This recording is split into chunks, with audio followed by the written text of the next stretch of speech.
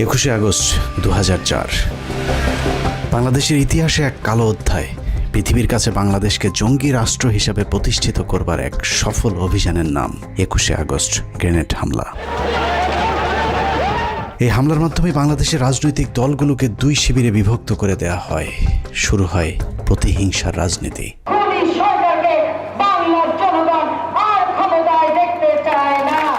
বাংলাদেশের রাজনীতিতে বিভাজনের সীমারেখা টেনে দিয়ে কার লাভ আর কার ক্ষতি সেই হিসেব করলেই বেরিয়ে যাবে কারা ঘটিয়েছিল নৃশংসতম সেই হত্যাকাণ্ডের ঘটনা।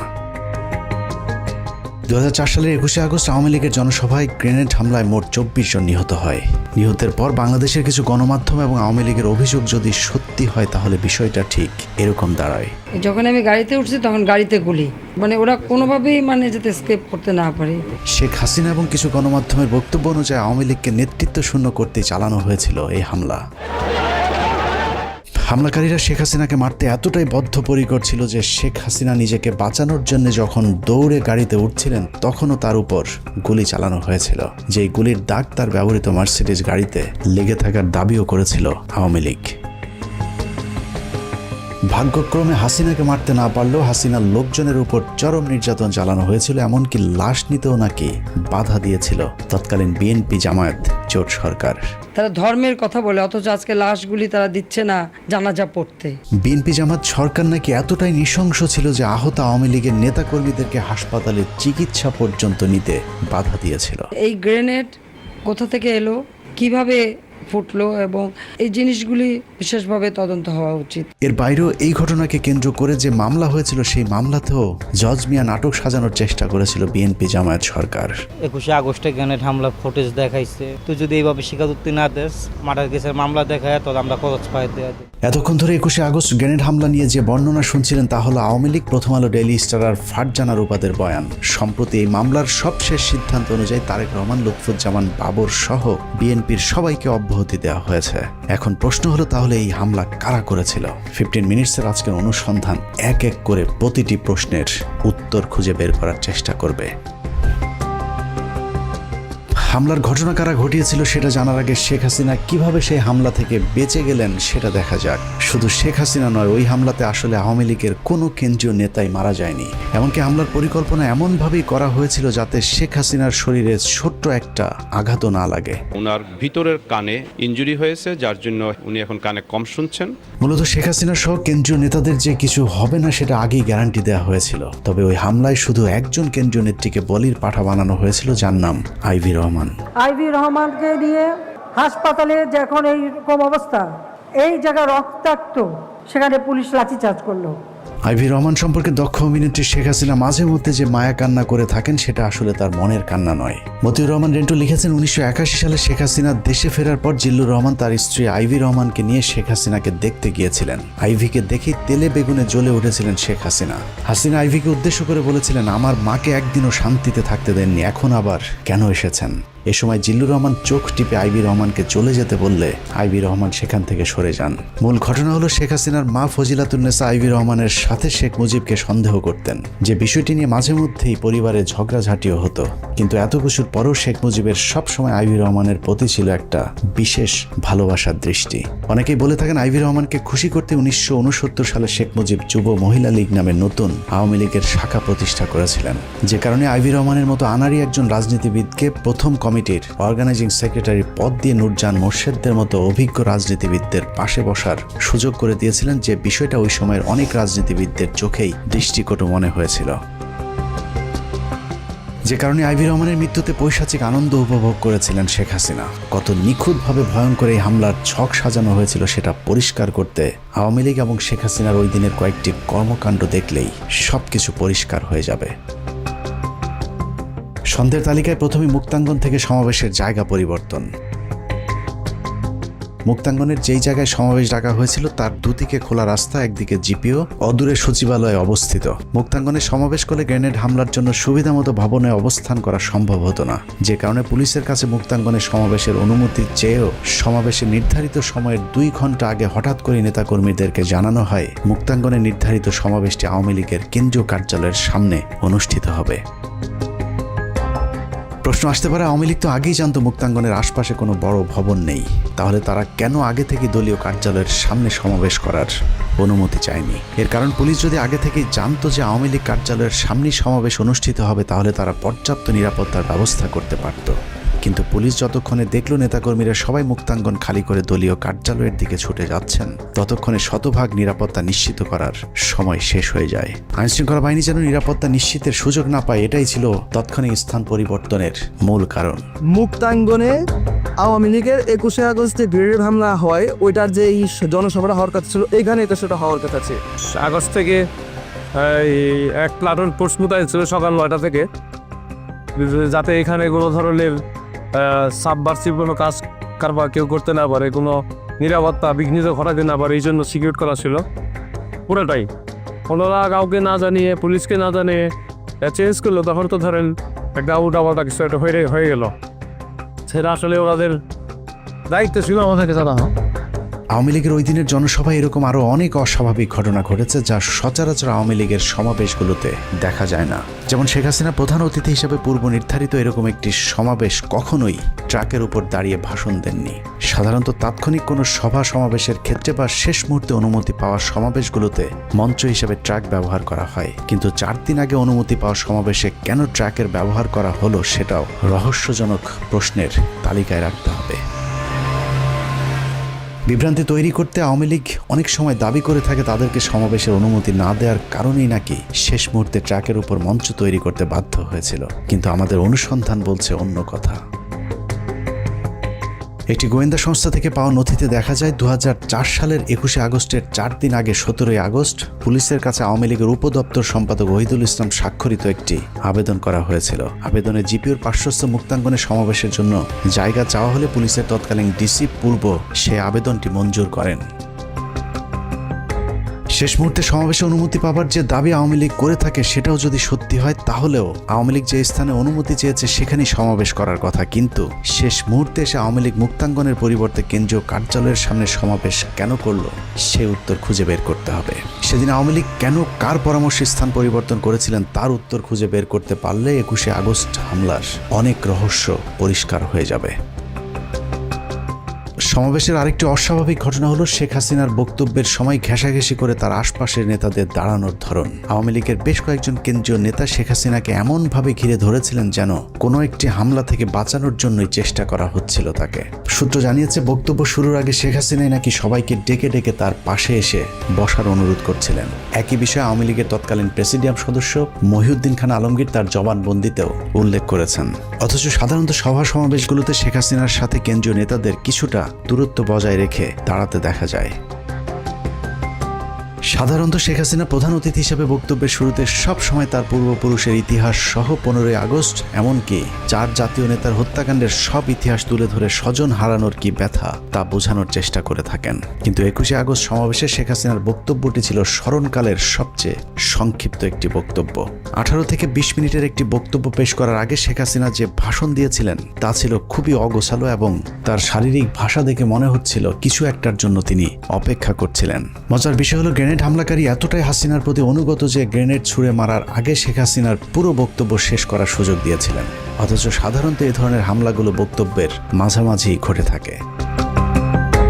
শেখ হাসিনার বক্তব্যের পর যে হামলা চালানো হলো তার আঘাতে প্রাণ গেল 24 জনের, অথচ কি অবাক, একজন কেন্দ্রীয় নেতাও মারা যায়নি এত বড় হামলার ঘটনায়। প্রশিক্ষণপ্রাপ্ত হামলাকারী প্রায় ডজনখানি গ্রেনেড ছুঁড়ে মারলেও একটি গ্রেনেডও তার ট্রাকের উপরে ছুটতে পারেননি। পুলিশের তদন্তে মোট 11টি বিস্ফোরণের চিত্র দেখানো হয়েছে। আমাদের হাতে আসা পুলিশের আঁকা সেই ম্যাপে দেখা যায় সমাবেশে ব্যবহৃত ঢাকা মেট্রো ট 11-30-98 নম্বরের ট্রাকটির আশেপাশে মোট 11টি বিস্ফোরণের ঘটনা ঘটেছিল। পুলিশের ওই প্রতিবেদনের প্রতিটি জায়গায় যতবার গ্রেনেড শব্দটি লেখা হয়েছে ততবার গ্রেনেডের পাশে বোমা শব্দটি ব্যবহার করা হয়েছে। গ্রেনেড শব্দটি লিখতে গিয়ে কেন বারবার তদন্ত সংস্থাগুলো বোমা শব্দটি ব্যবহার করেছেন সেটা একটু দেখা যাক। 21শে আগস্টকে গ্রেনেড হামলা বলা হলেও এটা শুধুই গ্রেনেড হামলা কিনা সেটা নিয়ে প্রশ্ন রয়েছে গোয়েন্দাদের। হতে পারে এটা ছিল শক্তিশালী গ্রেনেড হামলা, আবার হতে পারে বোমা এবং গ্রেনেড দু ধরনের বিস্ফোরক ব্যবহৃত হয়েছিল। তবে সবচেয়ে বেশি যেটা হতে পারে সেটা হলো 11টি বিস্ফোরকের মধ্যে 4টি ছিল শব্দ বোমা আর বাকি 7টি ছিল গ্রেনেড অথবা শক্তিশালী বোমার বিস্ফোরণ। আরও একটি বিষয় হতে পারে, মঞ্চের কাছাকাছি অবিস্ফোরিত যে দুটি গ্রেনেড পড়েছিল, অকেজো সেই গ্রেনেড দুটি হয়তো ইচ্ছাকৃতভাবেই ফেলে রাখা হয়েছিল, যাতে ঠিক ট্রাকের পাশের দুটি গ্রেনেড অবিস্ফোরিত থাকার কারণে সবাইকে এটা বোঝানো যায় যে শেখ হাসিনাকে হত্যা করতে চালানো হয়েছিল এই হামলা। কিন্তু এই গ্রেনেড দুটি বিস্ফোরণ না হবার কারণে বেঁচে গিয়েছেন শেখ হাসিনা। অথচ এত গুরুত্বপূর্ণ অপারেশনে 13টি গ্রেনেডের মধ্যে 2টি গ্রেনেড অকেজো থাকার কথা নয়। 2004 সালের 21শে আগস্টের সবচেয়ে আলোচিত ভিডিওগুলোর বেশিরভাগ ধারণ করেছিল বেসরকারি টেলিভিশন এনটিভির ক্যামেরা পার্সন। এনটিভি থেকে প্রাপ্ত ভিডিওতে দেখা যায় শেখ হাসিনার বক্তব্যের পরপর যে দুটি বিস্ফোরণ হয়েছিল, সেই বিস্ফোরণের পর কালো ধোঁয়ায় অন্ধকার হয়ে যায় সবকিছু। তবে লক্ষণীয় বিষয় হলো, প্রথম দুটি বিস্ফোরণের পর সবাইকে ছুটোছুটি করতে দেখা গেছে, কিন্তু কাউকে আহত হতে দেখা যায়নি। পরের বিস্ফোরণগুলোতে কোনো ধোঁয়া না থাকলেও হতাহতের ঘটনা ঘটেছে। 2004 সালের গ্রেনেড হামলা মামলার সাক্ষী হিসেবে আদালতে মূল বক্তব্য উপস্থাপন করেছেন আওয়ামী লীগের তৎকালীন প্রেসিডিয়াম সদস্য মহিউদ্দিন খান আলমগীর। 161 ধারায় তার দেয়া বক্তব্যে তিনি বলেছেন, নেত্রীর বক্তব্যের শেষে জয় বাংলা জয় বঙ্গবন্ধু বলার সাথে সাথে প্রচণ্ড বিস্ফোরণের আওয়াজ শুনতে পাই। আমি দেখতে পাই ট্রাকের মঞ্চের পেছনে দক্ষিণ দিক থেকে ধোঁয়া উঠছে, জনগণ দিক বিদিক ছুটাছুটি করছে। মহিউদ্দিন খান আলমগীরের বক্তব্যটি আবারও রিপিট করছে, আমি দেখতে পাই ট্রাকের মঞ্চের পেছনে দক্ষিণ দিক থেকে ধোঁয়া উঠছে। গ্রেনেড এবং বোমার মধ্যে মৌলিক একটি পার্থক্য রয়েছে, তা হলো বোমা থেকে প্রচুর ধোঁয়া বের হবে, কিন্তু গ্রেনেড বিস্ফোরণ ঘটলে ধুলা উড়বে, কিন্তু যতটুকু ধোঁয়া বের হবে সেটা অতি সামান্য। মহিউদ্দিন খান আলমগীরের বক্তব্য অনুযায়ী ট্রাকের পাশে যে বিস্ফোরণগুলো ঘটেছিল সেগুলো থেকে অনেক ধোঁয়া বের হয়েছিল। তার মানে ট্রাকের পাশের বিস্ফোরণগুলো ছিল বোমার, গ্রেনেড নয়। এছাড়া শেখ হাসিনা সভাস্থল থেকে ছেড়ে যাওয়ার সময় তার গাড়ির ঠিক পাশে একটি বিস্ফোরণ ঘটেছিল। সেই বিস্ফোরণটিতেও কালো ধোঁয়ায় চারিদিক অন্ধকার হয়ে যায়, যদিও সেই বিস্ফোরণেও কেউ হতাহত হয়নি। অতএব এখানে সন্দেহাতীতভাবে বলা যায় এই হামলায় মোট 2 ধরনের বিস্ফোরকের ব্যবহার হয়েছিল। মহিউদ্দিন খান আলমগীরের বক্তব্যে আরও একটি বিষয় লক্ষণীয়, তিনি ধোঁয়া দেখেছেন সেই বিস্ফোরণের পর কেউ হতাহত হয়নি, বরং মানুষকে দিক বিদিক ছোটাছুটি করতে দেখেছেন। মঞ্চের এত কাছাকাছি গ্রেনেড বা শক্তিশালী বোমার বিস্ফোরণ হলে সেখানে তিনি মানুষকে আহত কিংবা রক্তাক্ত হয়ে পড়ে থাকতে দেখতেন, যেমনটা ট্রাক থেকে কিছুটা দূরে যে বিস্ফোরণগুলো হয়েছিল সেগুলোর ক্ষেত্রে ঘটেছিল। ট্রাক থেকে দূরে কর্মীদের উপর যেসব গ্রেনেডগুলোর বিস্ফোরণ হয়েছিল, সেখানে বিস্ফোরকগুলো এতটাই শক্তিশালী ছিল যে অনেকের দেহের বিভিন্ন অংশ শরীর থেকে বিচ্ছিন্ন হয়ে গিয়েছিল। মহিউদ্দিন খান আলমগীরের বক্তব্য যদি বিশ্লেষণ করা যায়, তাহলে এটা পরিষ্কার যে ওই দিনের সমাবেশে 2 ধরনের বিস্ফোরকের ব্যবহার হয়েছিল। এক এক বিস্ফোরণে যখন মানুষের দেহ ছিন্ন ভিন্ন হয়ে যাচ্ছিল, তার মাঝেই শেখ হাসিনা ট্রাক থেকে নেমে বেশ কিছুটা দূরে হেঁটে গিয়ে তার নিজের গাড়িতে উঠেছিলেন। মজার বিষয় হলো, শেখ হাসিনা যখন গাড়িতে উঠছিলেন ওই সময়টুকু হামলাকারীরা আর একটি গ্রেনেডও ছুঁড়ে মারেনি। তবে আওয়ামী লীগের দাবি ওই সময়টুকু গ্রেনেড না ছুড়লেও বন্দুক দিয়ে গুলি চালানো হয়েছিল, কিন্তু আবারও ব্যর্থ প্রশিক্ষণপ্রাপ্ত হামলাকারীরা। আওয়ামী লীগের দাবি, শেখ হাসিনাকে মারার জন্য হামলাকারীরা ডজন খানেক গুলি করলেও শেখ হাসিনার গায়ে একটিও লাগেনি। তাদের এই নাটক বিশ্বাসযোগ্য করে তুলতে শেখ হাসিনার গাড়ির সামনে পেছনে বেশ কয়েকটি গুলির দাগ বসানো হয়েছিল, যা ছিল আওয়ামী লীগের মহানাটকের অংশ। বিদেশিদেরকে মার্সিডিজ নিয়ে গল্প সাজানোর দায়িত্বটা ছিল সাবের হোসেন চৌধুরীর উপর, কিন্তু সমস্যা হলো এই নাটকটা ছিল অত্যন্ত নিম্নমানের পরিচালক দিয়ে তৈরি। শেখ হাসিনার মার্সিডিজ গাড়িতে যে গুলির চিহ্ন দেখানো হয়েছে সেটা যে মিথ্যে, সেটা প্রমাণ করতে শেখ হাসিনার একই মডেলের মার্সিডিজ গাড়িতে পরীক্ষামূলকভাবে গুলি করার একটি ভিডিও দেখলেই বোঝা যাবে।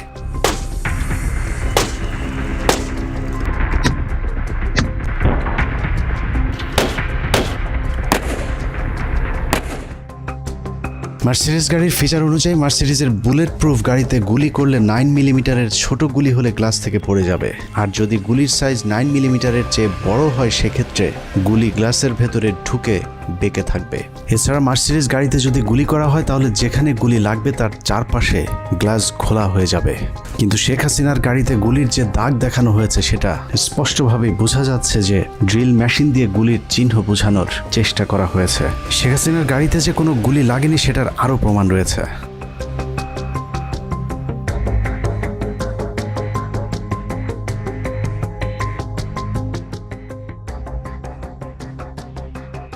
21 আগস্ট গ্রেনেড হামলার পর শেখ হাসিনা যখন গাড়িতে চড়ে চলে যাচ্ছিলেন তখন তার মার্সিডিজ গাড়িতে কোনো গুলির চিহ্ন দেখা যায়নি। আওয়ামী লীগের এসব গোজামিল দেখে মার্সিডিজ কোম্পানি এবং FBI সন্দেহ প্রকাশ করলে পরবর্তীতে সেই গাড়িটি আর কাউকে পরিদর্শনের সুযোগ দেওয়া হয়নি।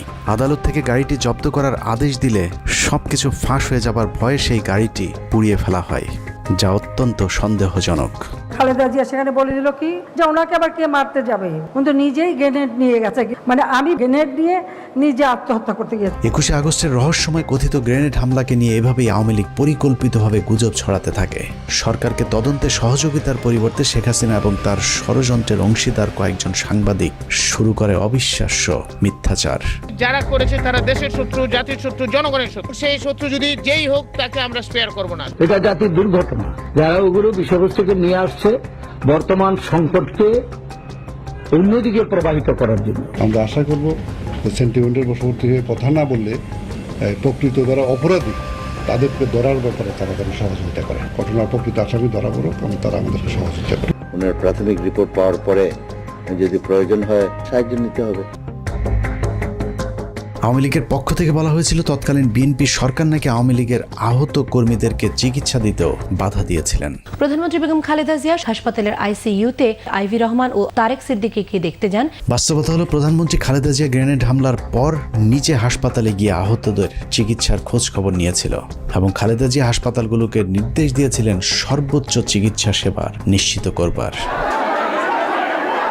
সরকারের বিরুদ্ধে অভিযোগ করা হয়েছিল নিহতদের লাশ নাকি পরিবারকে নিতে দেয়া হচ্ছিল না। তারা আবার ইসলামের কথা বলে অথচ আজকে লাশগুলি তারা দিচ্ছে না জানাজা পড়তে। বাস্তবতা হলো মরদেহের ময়নাতদন্ত শেষে সরকারি ব্যবস্থাপনাতে লাশ প্রতিটি পরিবারের কাছে পৌঁছে দেওয়ার ব্যবস্থা করেছিল তৎকালীন বিএনপি জামায়াত জোট সরকার। বিভিন্ন গণমাধ্যমে বলা হয়েছিল ঘটনার পর তড়িঘড়ি করে গ্রেনেডগুলো ধ্বংস করে দেয়া হয়। এক্ষেত্রে নাকি আদালতের কোনো অনুমতিও নেওয়া হয়নি। মজার বিষয় হলো নির্বোধ এসব সাংবাদিকদের এতটুকু জ্ঞান নেই যে এ ধরনের বিপজ্জনক বিস্ফোরক ধ্বংসে কখনোই আদালতের আদেশের জন্য অপেক্ষা করতে হয় না। যে কোনো ধরনের বিস্ফোরক দ্রব্য পাওয়া গেলে আইনশৃঙ্খলা বাহিনীর প্রথম কাজ হলো তার নমুনা সংগ্রহ করে দ্রুত সেটা ধ্বংস করে ফেলা। এই ঘটনার ক্ষেত্রে একই কাজ করা হয়েছিল। এতক্ষণের যুক্তিতর্কে বাংলাদেশের চিহ্নিত ওইসব সাংবাদিকেরা যদি সত্যি বলে থাকে তাহলে আমি মিথ্যা বলছি, আর আমি যদি সত্যি হই তাহলে বিষয়টা ঠিক এমন দাঁড়াবে যে আওয়ামী লীগ ওই ঘটনা ধামাচাপা দেওয়ার চেষ্টা করেছে এবং শেখ হাসিনা নিজেই গ্রেনেড হামলার খবর আগে থেকেই জানতেন। শেখ হাসিনা আগে থেকেই জানতো কিনা সেটা জানতে আমরা শেখ পরিবারের ঘনিষ্ঠজন হিসেবে পরিচিত মেয়র হানিফের ছেলে সাইদ খোকনের একটি বক্তব্য শুনে আসব। আমার প্রয়াত পিতা তার নির্দেশে আমি একটি বার্তা নেত্রীকে পৌঁছে দিয়েছিলাম। সম্ভাব্য হামলা চূড়ান্ত হয়েছে। সাইদ খোকনের বাবা হামলার খবরটা ঠিকই জেনেছিলেন, কিন্তু সেই হামলাটা যে শেখ হাসিনাকে হত্যার জন্য নয় সেটা সাইদ খোকনের বাবা জানতেন না। তবে শেখ হাসিনা ঠিকই জানতেন কি ঘটতে যাচ্ছে 21 আগস্ট, যে কারণে সাইদকে সেদিন শেখ হাসিনা বলেছিলেন এত ভয় করলে কি রাজনীতি চলে। সাহসী শেখ হাসিনা এত গুরুত্বপূর্ণ খবরটি সরকারকেও জানায়নি, এমনকি নিজের দলের নেতাকর্মীদেরকেও জানাতে বারণ করেছিলেন সাইদ খোকন এবং তার বাবা মেয়র হানিফকে। নেত্রীকে বললাম যে কোনো মুহূর্তে যে কোনো ঘটনা ঘটে যেতে পারে। বললেন যে এত ভয় পেলে রাজনীতি হবে না। এত ভয় পেলে কি রাজনীতি হয়? হেসে বললেন আমাকে। মেয়র হানিফের ছেলে সাইদ খোকন শেখ হাসিনাকে সেদিন যত তথ্য জানিয়েছিলেন তার মধ্যে সবচেয়ে গুরুত্বপূর্ণ তথ্য হলো শেখ হাসিনার উপর হামলার জন্য যে টিমকে দায়িত্ব দেওয়া হয়েছিল সেই টিমটি কোনো এক জায়গা থেকে এরই মধ্যে ঢাকায় পৌঁছে গিয়েছেন। সম্ভাব্য হামলা চূড়ান্ত হয়েছে। সূত্র মতে হামলাকারী ঢাকার ভেতরে চলে এসেছে। সুনির্দিষ্টভাবে হামলাকারী ঢাকায় পৌঁছে গিয়েছে বলার পরেও শেখ হাসিনা সেদিন গুরুত্ব দেয়নি, কারণ শেখ হাসিনার পারিবারিকভাবে ঘনিষ্ঠ সহযোদ্ধা হানিফের চাইতে বিশ্বস্ত কারো কথায় আগে থেকেই আশ্বস্ত হয়েছিলেন শেখ হাসিনা। শেখ হাসিনার বিশ্বস্ত সেই হাত শেখ হাসিনার সাথে বেইমানি করেনি। গ্রেনেডের আঘাতে সেদিন 24 জন মানুষের জীবন গেলেও শেখ হাসিনার গায়ে একটি গ্রেনেডও আঘাত করেনি। আওয়ামী লীগের তথ্য অনুযায়ী শেখ হাসিনাকে সব মিলিয়ে অন্তত 20 বার মারার চেষ্টা করা হয়েছে। বারবার আশপাশের লোকজন মরে, কিন্তু ভাগ্যক্রমে শেখ হাসিনা বরাবরই বেঁচে যায়। রাজনীতি করতে গিয়ে মৃত্যুর মুখে পড়তে হয়েছে শেখ হাসিনাকে। ভাগ্যক্রমে শেখ হাসিনার বারবার বেঁচে যাওয়ার শুরুটা হয় 1988 সালের 24শে জানুয়ারি চট্টগ্রামের লালদিঘি ময়দানে হামলার মধ্য দিয়ে। 8 দলীয় জোটের কর্মসূচিতে পুলিশ এবং বিডিআরের গুলিতে 7 জন নিহত হয়, কিন্তু শেখ হাসিনার গায়ে একটি গুলির টোকাও লাগেনি। 111 সরকারের সময় শেখ সেলিমকে জিজ্ঞাসাবাদ করলে শেখ সেলিম স্বীকার করেন নিজের জনপ্রিয়তা বৃদ্ধি করতে এরশাদের সাথে গোপন ষড়যন্ত্র করেছিলেন শেখ হাসিনা। 1986 সালে শেখ হাসিনার নির্বাচনে অংশগ্রহণ থেকে শুরু করে 1990 সাল পর্যন্ত এরশাদের সাথে শেখ হাসিনার বিভিন্ন গোপন ষড়যন্ত্র ফাঁস করে দেন শেখ সেলিম। কিন্তু আমাদেরকে হিসাব দিয়েছেন 2 কোটি টাকা।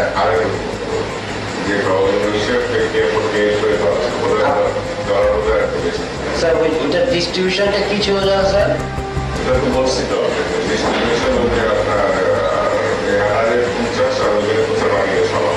পরের বছর 1989 সালে শেখ হাসিনার ধানমন্ডির বাসায় গুলি ও গ্রেনেড হামলার দাবি করা হয়। হামলার জন্য ফ্রিডম পার্টিকে দায়ী করা হলো, সেই হামলার কথা ফ্রিডম পার্টি অস্বীকার করেছেন। 1991 সালের একটি উপনির্বাচনে ঢাকার গ্রিন রোডের পরিবার পরিকল্পনা কেন্দ্রে ভোট দিতে গেলে তার উপর সন্ত্রাসীরা গুলি চালায়। সেখানে বোমার বিস্ফোরণও ঘটানো হয়, কিন্তু শেখ হাসিনা সেখানেও অক্ষত ছিলেন।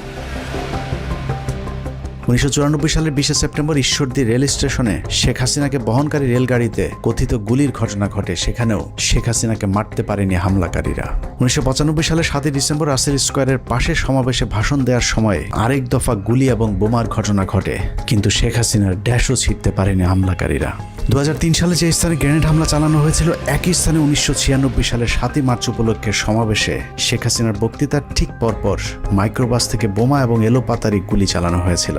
এতে 20 জন আহত হয়, কিন্তু শেখ হাসিনার আশপাশে যারা ছিলেন তাদের আশপাশেও গুলি কিংবা বোমার চিহ্নও যায়নি। 1997 সালে প্রধানমন্ত্রী শেখ হাসিনা ও তার পুত্র কন্যা সহ 31 জনকে হত্যার জন্য পুরস্কার ঘোষণা করে ইমেল পাঠিয়েছিলেন শোয়েব চৌধুরী নামে জনৈক এক ব্যবসায়ী। সেই ঘটনাকেও শেখ হাসিনাকে একটি হত্যা চেষ্টা বলে গণনা করে থাকেন আওয়ামী লীগ, যে বিষয়টি নিয়ে এখনও রাজনীতির আলোচনায় হাস্যরসের খোরাক যোগায়। 2000 সালের 23 জুলাই গোপালগঞ্জের কোটালীপাড়ায় জনসভাস্থলের কাছে 76 কেজি ওজনের বোমা পুঁতে রাখার গল্প সাজানো হয়েছিল। একই রকম বোমা পুঁতে রাখার গল্প 2001 সালের 29 মে খুলনার রূপসাতেও সাজানো হয়েছিল। এসব বোমা পুঁতে রাখার গল্প তৎকালীন প্রধানমন্ত্রী শেখ হাসিনার আইন শৃঙ্খলা বাহিনী ছাড়া আর কেউই বাস্তবে দেখার সুযোগ পায়নি। বোমা পুঁতে রেখে যখন তেমন সহানুভূতি পাওয়া যাচ্ছিল না, তখন 2001 সালের 25 সেপ্টেম্বর নির্বাচনের ঠিক আগের একটি জনসভায় সমাবেশস্থলের পাশের একটি বাড়িতে বোমার বিস্ফোরণ ঘটানো হয়। সেই ঘটনায় 2 জন নিরীহ মানুষের মৃত্যু হয়। এরপর 2002 সালের 4 মার্চ নওগাঁ, 2002 সালের সাতক্ষীরায় পরপর দুবার 2004, 2007, 11, 2014 এবং 2015 সালে শেখ হাসিনাকে মারার গাঁজাখুরি গল্প সাজিয়ে নিজেকে জনপ্রিয় করবার চেষ্টা চালায় শেখ হাসিনা। তবে বারবার চেষ্টা চালালেও শেখ হাসিনার সেই বিশ্বস্ত হামলাকারীরা যে তার কোনো ক্ষতি করবে না, সেই বিশ্বাস তার বরাবরই ছিল। যে কারণে সাইদ খোকনকে হাসিনা নির্ভয়ে বলেছিলেন, ভয় পাবার কিছু নেই। বললেন যে এত ভয় পেলে রাজনীতি হবে না, এত ভয় পেলে কি রাজনীতি হয়, হেসে বললেন আমাকে। অভয় দেয়া হলেও শেখ হাসিনার সেই রক্তের হোলি খেলায় প্রাণ গিয়েছিল 24 জনের। কিন্তু হামলাকারীদেরকে এমনভাবে প্রশিক্ষণ দেওয়া হয়েছিল যেন শেখ হাসিনার বিন্দু মাত্র কোনো ক্ষতি না হয়, যে বিষয়টি তৎকালীন গোয়েন্দা সংস্থার কর্মকর্তাদের তদন্তেও উঠে এসেছিল। 164 বলছে যে একটা গ্রিনেড যাতে ইয়েতে না পড়ে, মঞ্চে না পড়ে, মঞ্চে মানে ওই ট্রাকে না পড়ে। এবং আরো 2 জন যে আছে যারা মুকুল টুকুলের ওদের জয়ের লোক, তারাও বলছে যে কোনো ক্রমে যাতে মঞ্চে যাতে একটা গ্রেনেড না পড়ে। এটা কিন্তু ওদের 3 জনের কথা। কার কার জবানবন্দিতে এটা বলছে? 3 জনই বলছে, জর্জ মিয়া বলছে, শফিক আর হলো রানা। 21 আগস্ট নিয়ে আওয়ামী লীগের আরেকটি মিথ্যাচার হলো বিএনপি সরকার নাকি কোনো মামলা, তদন্ত কিংবা আলামত জব্দের কোনো কাজই করেননি। বাস্তবতা হলো 21 আগস্টের ঘটনার ঠিক পরদিন খালেদা জিয়ার নির্দেশে একটি বিচার বিভাগীয় তদন্ত কমিশন গঠন করেছিল। বিচারপতি জয়নুল আবদিন কমিশনকে দায়িত্ব দেওয়া হয় মামলাটির তদন্তপূর্বক প্রতিবেদন দাখিলের। 1 মাস 10 দিনের অক্লান্ত পরিশ্রমে 162 পৃষ্ঠার যে প্রতিবেদন জয়নুল আবেদিন জমা দিয়েছিলেন, সেটি যদি ঠিকঠাক মতো অনুসরণ করা হয় তাহলে 21 আগস্ট গ্রেনেড হামলার মূল ঘটনা বেরিয়ে আসবে। দীর্ঘ সেই প্রতিবেদনের একটি পর্যায়ে বলা হয়েছে, কমিশনের সংগৃহীত তথ্য প্রমাণ সন্দেহাতীতভাবে ইঙ্গিত করে 2004 সালের 21 আগস্টের ভয়াবহ গ্রেনেড হামলার পেছনে একটি শক্তিশালী বিদেশি গোয়েন্দা সংস্থা জড়িত ছিল। শক্তিশালী বিদেশি গোয়েন্দা সংস্থার নাম আসতে ভারত আন্দাজ করতে পারে কি ঘটতে যাচ্ছে। তারপরেই শুরু হয় বিচারপতি জয়নুল আবদিনের উপর ভারতের অব্যাহত চাপ। দেশপ্রেমিক একজন বিচারকের দুর্নীতির মিথ্যা অভিযোগ, জীবনের হুমকি থেকে শুরু করে এমন কোনো মানসিক চাপ নেই যা তার বিরুদ্ধে প্রয়োগ করা হয়নি।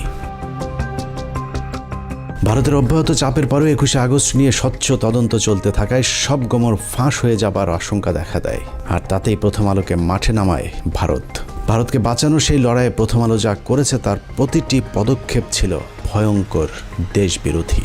21শে আগস্ট গ্রেনেড হামলা মামলার তদন্ত যেন কোনোভাবেই সঠিক পথে এগোতে না পারে, সেজন্য প্রথম আলো তাদের পরীক্ষিত জঙ্গি বিশেষজ্ঞ সাংবাদিক টিপু সুলতান এবং মহিউদ্দিনদেরকে মাঠে নামায়।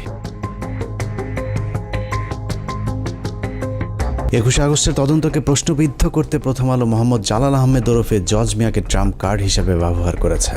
সেই ট্রাম্প কার্ডই বাংলাদেশকে হারিয়ে জয়ী হয়েছে প্রথম আলো, আওয়ামী লীগ এবং তাদের ত্রাণকর্তা ভারত। প্রথম আলোর ওই ট্রাম্প কার্ডের উপর ভর করে বিএনপি, জামায়াত এবং সর্বোপরি বাংলাদেশের আলেম সমাজের উপরেই গেল 15 বছর ধরে চলেছে নির্মম জুলুম, নির্যাতনার গণহত্যা। একটা গণমাধ্যম চাইলে কত ধ্বংসযজ্ঞ চালাতে পারে তার নিকৃষ্ট উদাহরণ 21শে আগস্টের গ্রেনেড হামলা নিয়ে প্রথম আলো যে খেলা করেছে সেটি।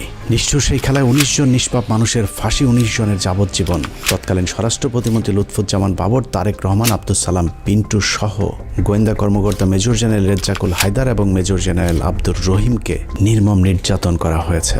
এর মধ্যে মেজর জেনারেল আব্দুর রহিমকে জেলখানায় হত্যার অভিযোগ করেছে তার পরিবার।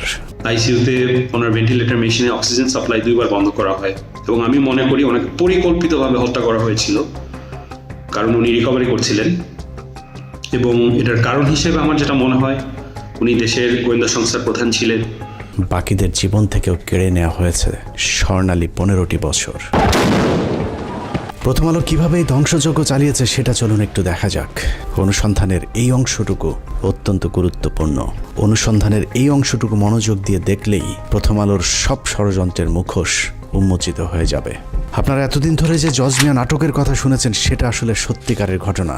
অন্যদিকে জজ মিয়াকে নিয়ে আসল নাটক সাজিয়েছে প্রথম আলো, যেটাকে আমরা এতদিন সত্যিকারের ঘটনা মনে করেছে।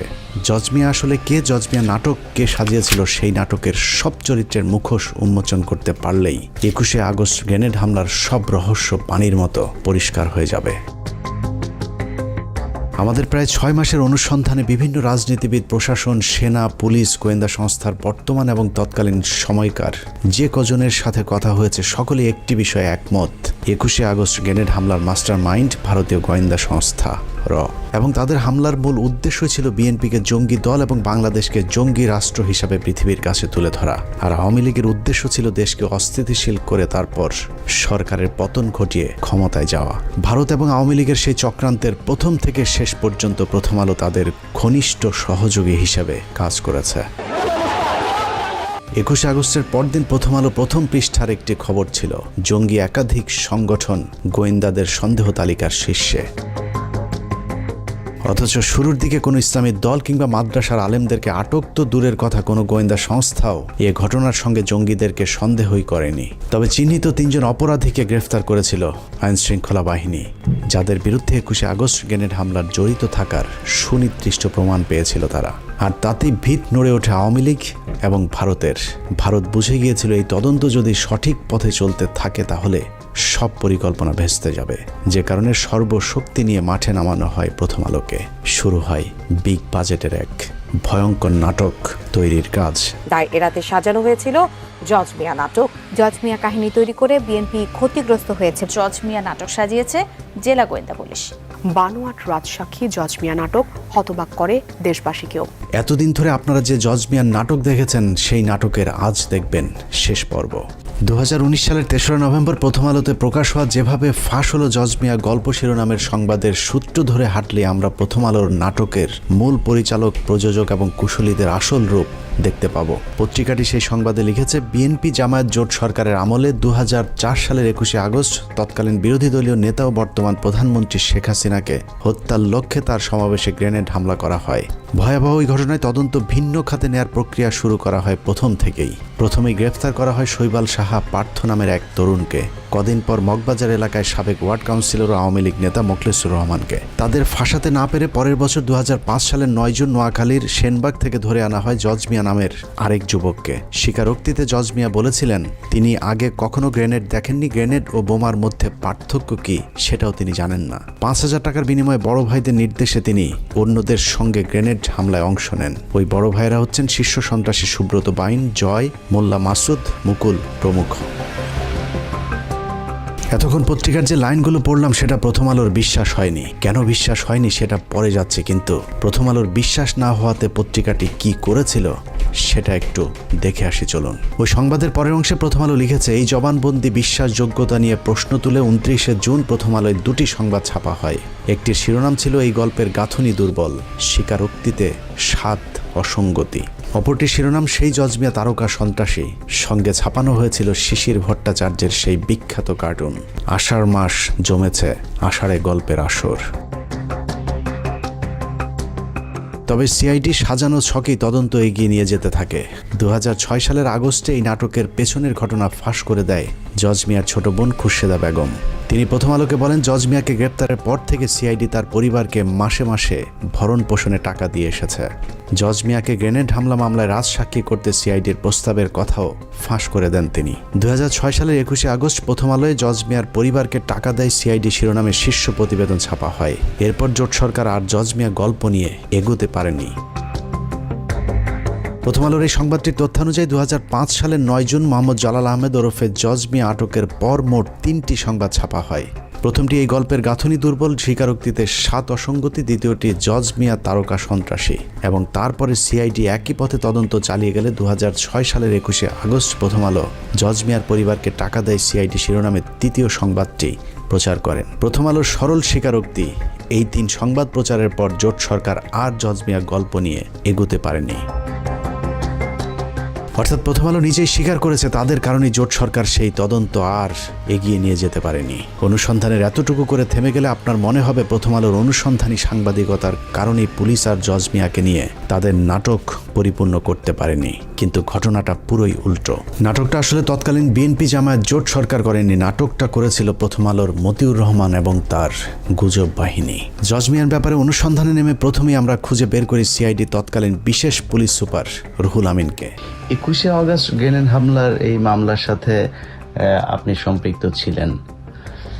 আমার একটা জিজ্ঞাসা ছিল যে এই মামলাতে এই যে জজ মিয়া যে নাটকটা বলা হয়েছিল ওই সময়ে, যে জজ মিয়া নাটক, এই জজ মিয়া নাটকটা আসলে আপনারা কেন সাজালেন? এটা কেন করতে হলো? এটা শুরু করলো প্রথম আলো, কি জানি নাম, সুন্দর মতো একটা সাংবাদিক, বুঝছেন, টিপু সুলতান, টাকা দেয়, এটা করে সেটা করে, টাকা দেয়, মান্থলি দেয়, এটা দেওয়া শুরু করলো। প্রথম আলো যেরকম মিথ্যা শিরোনাম দিয়ে সংবাদ ছাপায়, এরকম পুলিশের বিরুদ্ধে নিরীহ মানুষকে ফাঁসানোর অভিযোগও কম নয়। সে কারণেই আমরা রুহুল আমিনের কথা বিশ্বাস না করে নিজেদের মতো করে অনুসন্ধান শুরু করি। তবে আমাদের সন্দেহের তীরটা শুরু থেকেই ছিল প্রথম আলোর দিকে। প্রথম আলোর বিগ বাজেটের নাটকের প্রথম স্ক্রিপ্ট লেখা হয় 2005 সালে জজ মিয়া আটকের 20 দিন পর 29শে জুন। প্রথম আলোর সেই জজ মিয়া তারকা সন্ত্রাসী শিরোনামের সংবাদে কারো কোনো উদ্ধৃতি না দিয়ে পত্রিকাটি মন গড়াভাবে লিখেছে, গ্রেনেড কি জিনিস জীবনেও দেখেননি জজ মিয়া।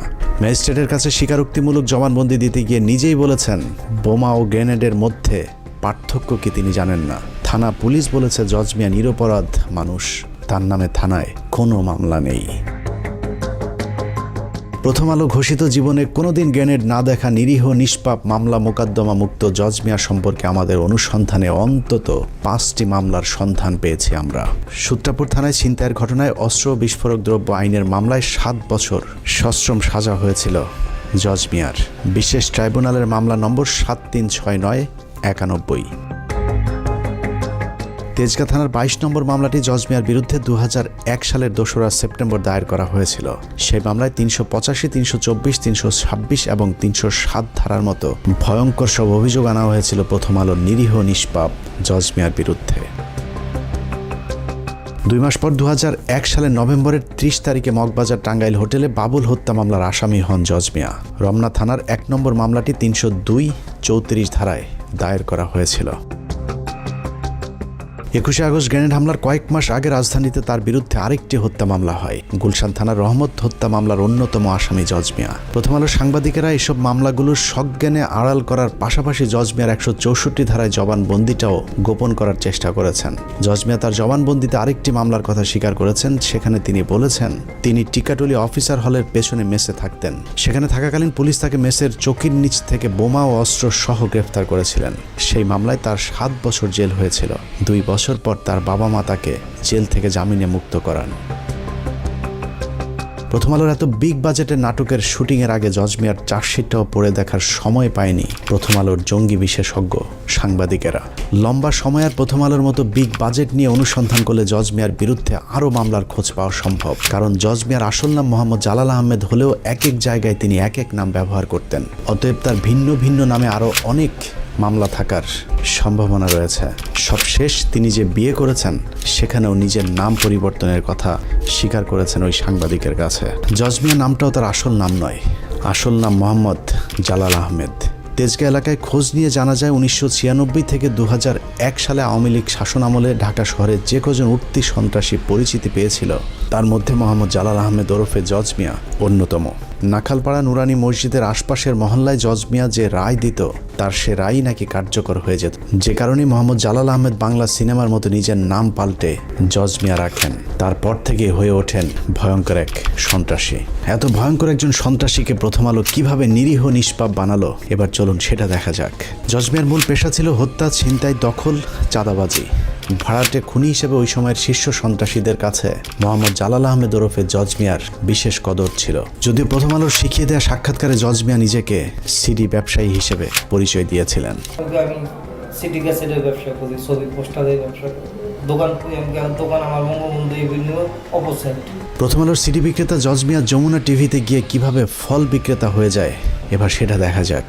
2018 সালের 10 অক্টোবর যমুনা টিভির এক সাংবাদিককে দেয়া সাক্ষাৎকারে প্রথম আলোর সিডি বিক্রেতা জজ মিয়া নিজেকে ফল বিক্রেতা হিসেবে পরিচয় দেন। জজ মিয়ার আদালতে দেওয়া জবানবন্দিতে আবার নিজেকে গাড়ির চালক হিসেবে পরিচয় দিয়েছেন। গাড়ি চালক জজ মিয়া ওরফে প্রথম আলোর সিডি বিক্রেতা যমুনা টিভিতে গিয়ে যেভাবে পেশা পাল্টে ফল বিক্রেতা হয়েছেন, একইভাবে প্রথম আলোতে গিয়ে সিআইডি জজ মিয়ার পরিবারকে টাকা দেওয়ার দাবি করলেও যমুনা টিভিতে গিয়ে তিনি বলেছেন আওয়ামী লীগের নেতারাই তাকে আর্থিক সহায়তা দিত। এছাড়া যমুনা টিভিকে দেওয়া সাক্ষাৎকারে জজ মিয়া বলেন, বর্তমান সরকারের পক্ষ থেকেও আমাকে অনেক আশ্বাস দেওয়া হয়, একাধিক মন্ত্রী আমাকে চাকরি দেওয়ার আশ্বাস দেন। সবশেষ মাস 6 আগে এক মন্ত্রীর সঙ্গে দেখা করি, তিনি বলেন গ্রেনেড হামলা মামলার রায়ের পর তিনি তার দফতরে চাকরি দেবেন। কাল যেহেতু রায়, দেখি কি হয়। সংবাদের পরের অংশে জজ মিয়া আরও বলেন, অনেকেই আমাকে অনেক ধরনের আশ্বাস দিয়েছিলেন, কিন্তু 13-14 বছরে কোনো আশ্বাস বাস্তবায়ন হয়নি। তাই আমাকে এখন রেন্টে কারের একটি ভাঙাচোরা গাড়ি চালাতে হয়। সরকারের কাছে প্রত্যাশা আমার যেন পুনর্বাসন করা হয়। যমুনা টিভির সাংবাদিককে দেওয়া সাক্ষাৎকারে সরকারের কাছে জজ মিয়ার যে আবদার, সেই আবদারের পেছনে রয়েছে দীর্ঘদিনের এক নিবিড় সম্পর্ক। সেই সম্পর্ক কতটা গভীর সেটা দেখতে আবারও কিছুক্ষণের জন্য 2003 সালে যেতে হবে। 2003 সালে 29 অক্টোবর বেশ কিছু অস্ত্র মজুদ থাকার তথ্য আসে গোয়েন্দা সংস্থার কাছে। সেই তথ্যের ভিত্তিতে কুড়িল বস্তিতে বিশেষ অভিযান চালায় যৌথ বাহিনী। সেই অভিযানে সন্ত্রাসীদের সাথে প্রায় ঘণ্টাখানেক ব্যাপক গোলাগুলি শেষে আহত অবস্থায় রুবেল এবং মানিক নামে 2 সন্ত্রাসীকে আটক করে পুলিশ। তবে সেখান থেকে পালিয়ে যায় নুরুল, লিঙ্কন, মুকুল এবং জাহাঙ্গীর নামে আরও 4 সন্ত্রাসী। 2003 সালে কুড়িলে কিন্তু যেটা বলা হয় 20টা গ্রেনেড, তারপরে 4-5টা অ্যাসল্ট রাইফেল বা AK-47 ব্যবহার করা হয়েছিল 21 আগস্টে, সেই একই পরিমাণে মানে 4টা অ্যাসল্ট রাইফেল, একটা সাবমেশিন গান, 20টা গ্রেনেড, কয়েকটা রিভলভার, এগুলো কিন্তু তারও 9 মাস আগে 2009 সালের 29 নভেম্বর তারিখে পুলিশের একটা অপারেশনে কুড়িল বস্তিতে এক জায়গায় পাওয়া যায়। সেখানে 2 জনকে, রুবেল এবং মানিককে ধরা হয়, যারা কিন্তু পরবর্তীতে 21 আগস্ট গ্রেনেড হামলার সময় কাস্টডিতে ছিল, বাট ধরা যায় নাই 4 জনকে। তারা হচ্ছে জাহাঙ্গীর, নুরু, মুকুল এবং লিঙ্কন। 2003 সালে তারা ধরা পড়ে নাই। কুড়িলের ওই ঘটনা গোয়েন্দাদেরকে চরমভাবে আতঙ্কিত করে তোলে, কারণ আটক রুবেল এবং মানিকের স্বীকারোক্তি অনুযায়ী তুলির পরশ নামে একটি হিন্দু ব্যক্তির দোকান থেকে AK-47 রিভলভার, গান পাউডার, টাইম বোমার সাথে উদ্ধার করা হয়েছিল 20টি গ্রেনেড। তার চেয়েও ভয়ঙ্কর তথ্য হলো রুবেল ও মানিক গোয়েন্দাদের কাছে স্বীকার করেছিলেন দেশে বড় ধরনের হামলা চালাতে ভারত থেকে আসা অস্ত্রের মজুত করা হচ্ছে। সে অস্ত্র দিয়ে কি ধরনের হামলা চালানো হবে তা সঠিকভাবে জানাতে না পারলেও ভারতীয় গোয়েন্দা সংস্থার সাথে আওয়ামী লীগ নেতা এবং তৎকালীন শীর্ষ সন্ত্রাসী জয়ের কলকাতায় একটি গোপন বৈঠকের খবর নিশ্চিত করেছিলেন রুবেল এবং মানিক। দেখেন যোগসূত্রটা কি, এই জিনিসটা কিন্তু পরবর্তীতে কখনো দেখা হয় নাই যে একই পরিমাণে গ্রেনেড, একই পরিমাণে অস্ত্র তার 9 মাস আগে পাওয়া গেছিল এক জায়গায়, এবং যারা হচ্ছে রাস্তার লেভেলের সন্ত্রাসী, যাদের হচ্ছে আওয়ামী লীগের যে বড় সন্ত্রাসী তাদের লোক, তাদের কাছে পাওয়া গেছিল এই জিনিসগুলো, আওয়ামী লীগের লোকজন, আওয়ামী লীগের সন্ত্রাসীদের হাতে। তো পরবর্তীতে ১/১১ সরকার বা হাসিনা সরকার যখনই তদন্ত করছে, তারা কিন্তু এই জায়গাটাতে লিঙ্ক করার চেষ্টা করেন। এবার লিঙ্ক করাটা জরুরি, বিকজ মুকুল এবং জাহাঙ্গীর এই দুইজনকে তো ধরা গেছিল, নুরু এবং লিঙ্কনকে ধরা যায় নাই 2004 সালে যখন তদন্ত শুরু হয়। ইতিহাসে প্রথমবারের মতো সন্ত্রাসীদের হাতে এ ধরনের হ্যান্ড গ্রেনেড উদ্ধারের পর গোয়েন্দাদেরকে গভীরভাবে ভাবিয়ে তোলে, যে কারণে আইনশৃঙ্খলা বাহিনী সর্বোচ্চ সতর্ক অবস্থানে চলে যায়। এরপর থেকে দেশে যে কোনো কর্মসূচির উপর বিশেষ নজরদারি শুরু করে গোয়েন্দা সংস্থাগুলো। 2003 সালের শেষ দিকে কুড়িলের ঘটনার পর 2004 সালের শুরুতে আওয়ামী লীগের তৎকালীন সাধারণ সম্পাদক 2004 সালের 30 এপ্রিলের মধ্যে বিএনপি জামাত জোট সরকারকে ক্ষমতাচ্যুত করতে বিশেষ ট্রাম্প কার্ড খেলার ঘোষণা দিয়েছিলেন। জলিলের সেই ঘোষণার পর থেকে দেশের রাজনীতিতে চরম উত্তেজনা বিরাজ করছিল। কিন্তু 30 এপ্রিল মানিক মিয়া অ্যাভিনিউতে প্রশিকার 3 দিনব্যাপী কর্মসূচি ছাড়া আওয়ামী লীগ কোনো কর্মসূচি দেয়নি, যে কারণে গোয়েন্দারা প্রশিকার সেই কর্মসূচি ঘিরেই ব্যাপক কঠোর অবস্থানে গেলে সেদিন আর জলিলের সেই ট্রাম্প কার্ড কাজে লাগেনি। 2007 সাল পর্যন্ত আওয়ামী লীগের সেই ট্রাম্প কার্ড সম্পর্কে সবাই অন্ধকারে ছিল। 1/11 সরকারের সময় জলিলকে আটকের পর জিজ্ঞাসাবাদ করলে জলিল জানায়, প্রশিকার ওই কর্মসূচিকে কেন্দ্র করে 10 লাখ মানুষ ঢাকায় আনার পরিকল্পনা ছিল আওয়ামী লীগের। সেই মিটিংকে কেন্দ্র করে একটি নৈরাজ্যকর পরিস্থিতি সৃষ্টির পর সরকার পতনের পরিকল্পনা ছিল তাদের। প্রশিকার ওই কর্মসূচিকে ঘিরে বড় ধরনের হামলা চালিয়ে উত্তেজিত জনতাকে নিয়ে সংসদে ঢুকে পড়ার পরিকল্পনা ছিল আওয়ামী লীগের। জিজ্ঞাসাবাদে আব্দুল জলিল আরও জানান, বিএনপির তৎকালীন মহাসচিব আব্দুল মান্নান ভূঁইয়া, মাহিবি চৌধুরী, আবু হেনা সহ বিএনপির মোট 70 জন এমপির ওই দিন আওয়ামী লীগে যোগদান করার পর আওয়ামী লীগের নেতৃত্বে সরকার গঠনের পরিকল্পনা ছিল। আব্দুল জলিলের সেই ট্রাম্প কার্ড ব্যর্থ হওয়ার কারণ হিসেবে নিজেদের মধ্যে কোঅর্ডিনেশনের অভাবকে দায়ী করেছিলেন আওয়ামী লীগের সাধারণ সম্পাদক আব্দুল জলিল। যাই হোক, জলিলের সেই ট্রাম্প কার্ড যদি কাজে লাগতো তাহলে ওই দিনই 21 আগস্টের মতো আরেকটি ঘটনা ঘটতে পারত, কিন্তু গোয়েন্দা সংস্থার কারণে তা ব্যর্থ হয়, যে কারণে 21 আগস্ট গোয়েন্দা সংস্থাকে বোকা বানিয়ে হঠাৎ করে সমাবেশের স্থান পরিবর্তন করে আওয়ামী লীগ। গোয়েন্দা সংস্থা আগে থেকে নিরাপত্তা নিশ্চিত করতে না পারার কারণে আওয়ামী লীগ নির্বিঘ্নে গ্রেনেড হামলা চালাতে সমর্থ হয়েছিল। মিটিংটা শুরু হওয়ার কথা ছিল মুক্তাগড়ে 3টায়, কিন্তু সাধারণত ওনাদের মিটিং 3টায় বলা থাকলেও ওনাদের কর্মী নেতৃবর্গ আগে চলে আসে। মিনিমাম 3 ঘন্টা আগে ওদের মিটিংয়ের প্রাথমিক কার্যক্রম শুরু হয়ে যায়। জি, তো সেই হিসেবে 12টায় ওখানে আমাদের হিসাবে শুরু হওয়ার কথা ছিল, কিন্তু সেটা ওখানে আমরা 1টা দিকে যখন দেখলাম যে মিটিংয়ের কোনো কিছু দেখা যাচ্ছে না, তখন আমরা খুঁজে জানতে পারলাম যে এখানে মিটিং অলরেডি শুরু হয়ে গেছে। 21 আগস্ট গ্রেনেড হামলার মাধ্যমে গোয়েন্দা সংস্থাকে কিছুটা বোকা বানানো গেলেও ঘটনার মূল রহস্য উদ্ঘাটন করতে গোয়েন্দাদের খুব বেশি সময় লাগেনি, কারণ 21 আগস্ট ব্যবহৃত গ্রেনেড এবং কুড়িল বস্তিতে উদ্ধার করা সেই গ্রেনেড একই ধরনের হওয়াতে গোয়েন্দারা দ্রুত 2003 সালে কুড়িল অভিযানে পালিয়ে যাওয়া অন্য আসামিদের মধ্যে মুকুল ও জাহাঙ্গীরকে আটক করেন। তাদের মধ্যে মুকুল তার স্বীকারোক্তিতে জানায় গ্রেনেড হামলায় অংশ নেয়া ভাড়াটে আরেকজন সন্ত্রাসীর নাম জজ মিয়া। শীর্ষ সন্ত্রাসী মুকুলের দেওয়া তথ্যের ভিত্তিতেই জজ মিয়াকে আটক করা হয়, প্রথম আলোর দৃষ্টিতে যিনি নিরীহ এবং নিষ্পাপ। প্রথম আলো তাদের সংবাদে লিখেছে, জজ মিয়ার গ্রামের বাড়িতে খোঁজ নিয়েছে এবং সেখানে গিয়ে তার ব্যাপারে যার কাছে জানতে চেয়েছে সেই নাকি জজ মিয়াকে নিরীহ নিষ্পাপ দাবি করেছে।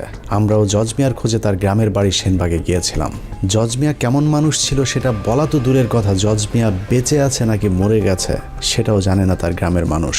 লাগাও দোয়ানো কিছু করো না, আগে আসে আবার পরে ঘটনা পরে গেছে আমার আইটাই না। আসলে জজ মিয়া সম্পর্কে এলাকার মানুষের জানার কথাও না, কারণ জজ মিয়ার পুরো জীবনে হাতে গোনা কয়েকবার গ্রামের বাড়িতে গিয়েছিলেন। এলাকায় খোঁজ নিয়ে জানা যায় 21 আগস্টের গ্রেনেড হামলার পর লম্বা সময় জজ মিয়া নোয়াখালীর গ্রামের বাড়িতে ছিলেন।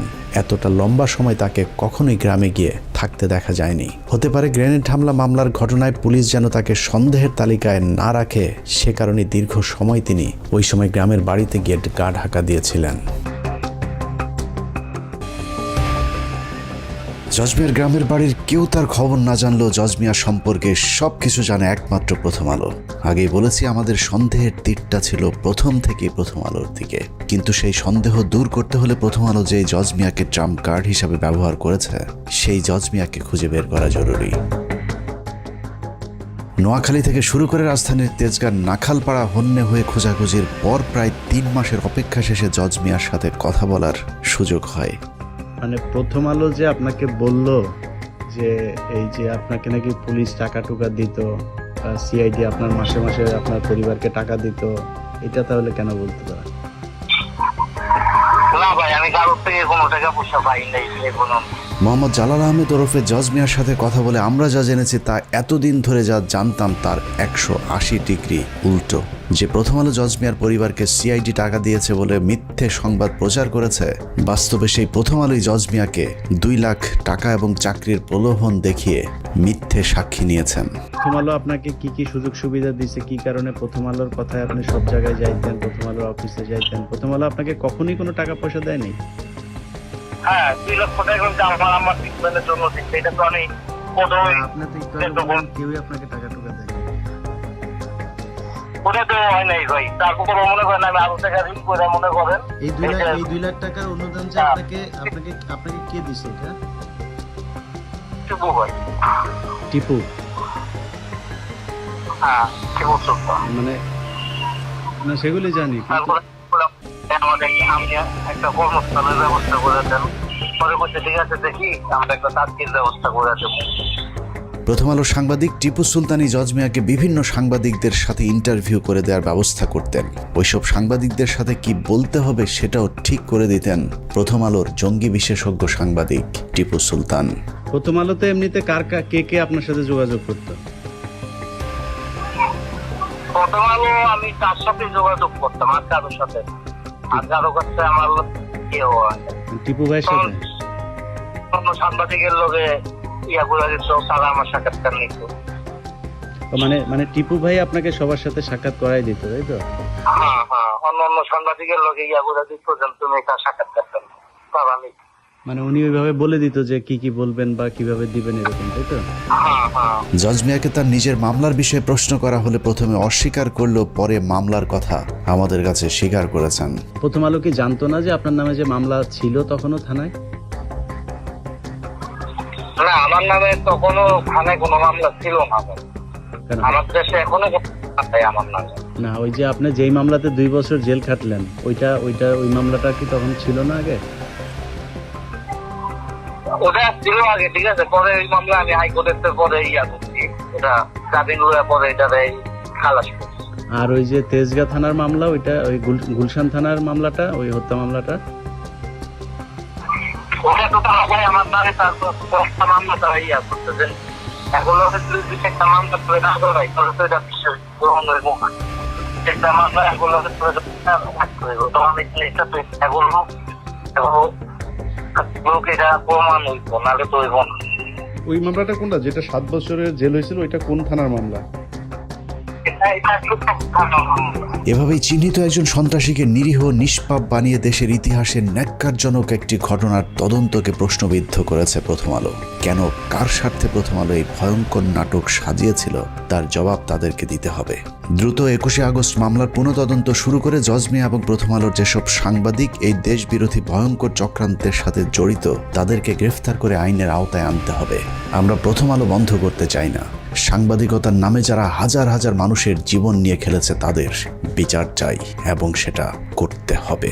বিএনপি সরকার বেগম খালেদার নেতৃত্বে তার এই ঘটনার কোনো তদন্ত করতে দেয়নি, বিচার তো দূরের কথা, বরং তারা এই ঘটনাকে উল্টো মুখে প্রচার চালিয়ে এই সব দায় আওয়ামী লীগের উপরে যাওয়ার চেষ্টা করেছিল।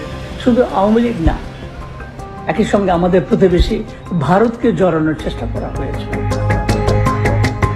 এতক্ষণ অনুসন্ধানে যা দেখানো হলো, চলুন কিছুক্ষণের জন্য তা ভুলে যাই। মনে করুন প্রথম আলোর সাংবাদিকেরা জজ মিয়ার পরিবারকে কিছুই শিখিয়ে দেয়নি। জজ মিয়ার বোন এবং মা যা বলেছেন প্রথম আলো হুবহু সেটাই তুলে ধরেছেন এবং সেই সংবাদের উপর বিশ্বাস করেই আদালত জজ মিয়াকে মামলা থেকে অব্যাহতি দিয়েছেন।